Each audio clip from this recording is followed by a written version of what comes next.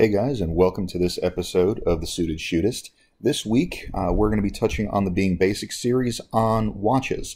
Not only is it an interest of mine, but it's also an area where I think there is a lot of opportunity for improvement for folks, because one of the traps that I see a lot of guys getting caught up in, especially if they have kind of an active lifestyle, is they've got either a smartwatch or one of those big Suunto kind of wrist computers, and they wear that everywhere. And while they're great, pieces of machinery, they look out of place in everything but very casual environments.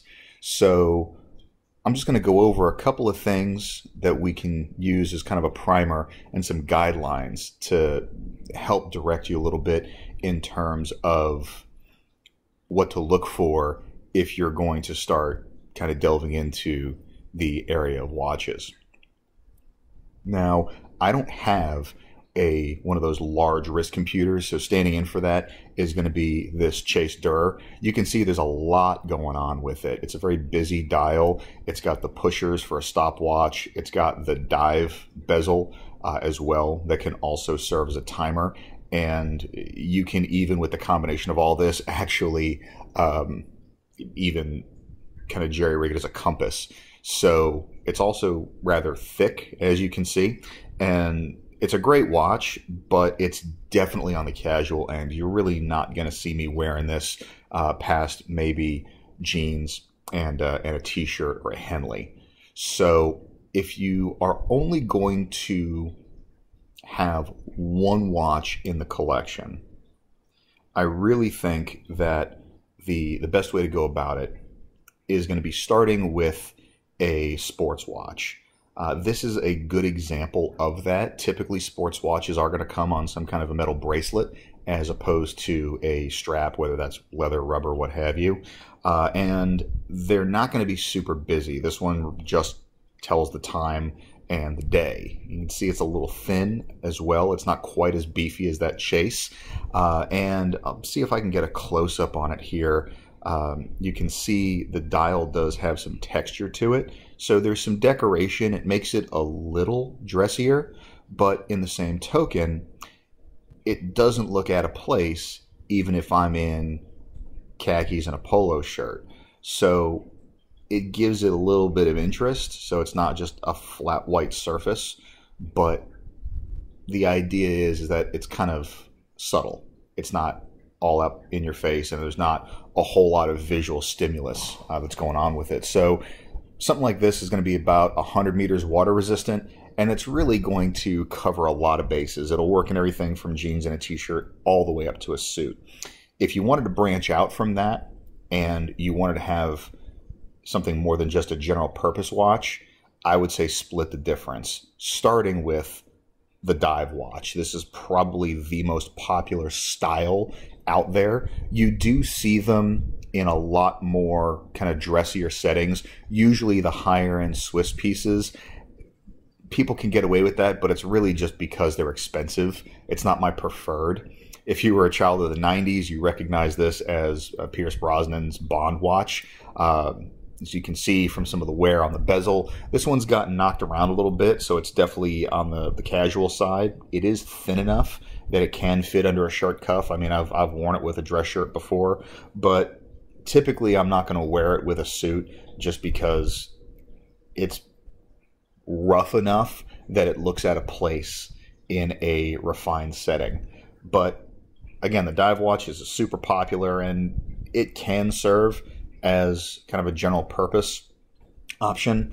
But if you are going to split the collection, it's definitely going to serve as kind of the workhorse.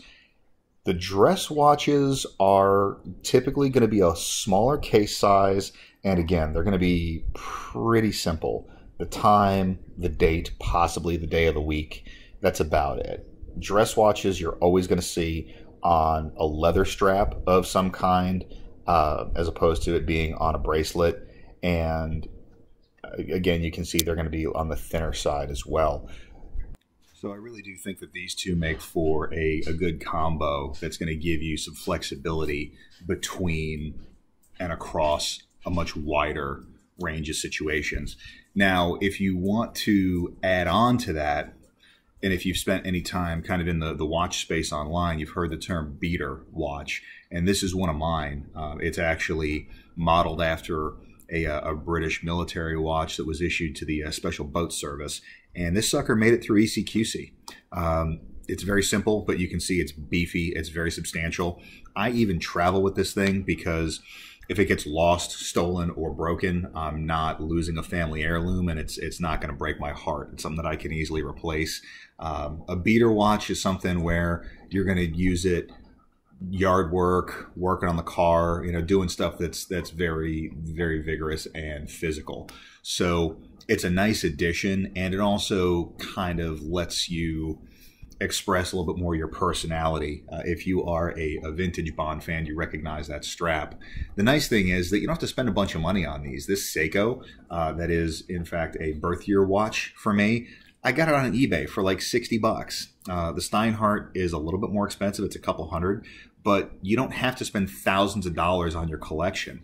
So whether you just need something functional or whether you want to start collecting things from movie and TV, which is kind of what a couple of those are, this is a great way to just kind of get into things. Like I said, this is just supposed to be a very high-level introduction to kind of keep from making some of the mistakes and pitfalls that I see guys make. So hopefully you found this useful, especially with all the insanity that's going on these days. I hope that this served to be at least a little bit of a diversion. And so, in the meantime, everybody stay safe. Now is a good time to kind of practice some of those interpersonal and communication skills that I've been talking about in some of the previous videos, as well as over on Facebook. And other than that, I hope you guys have a good week. Leave your comments down below. Like and subscribe if you haven't already. I really appreciate it. And go ahead and share this around. So hope everybody has a good week and stay safe.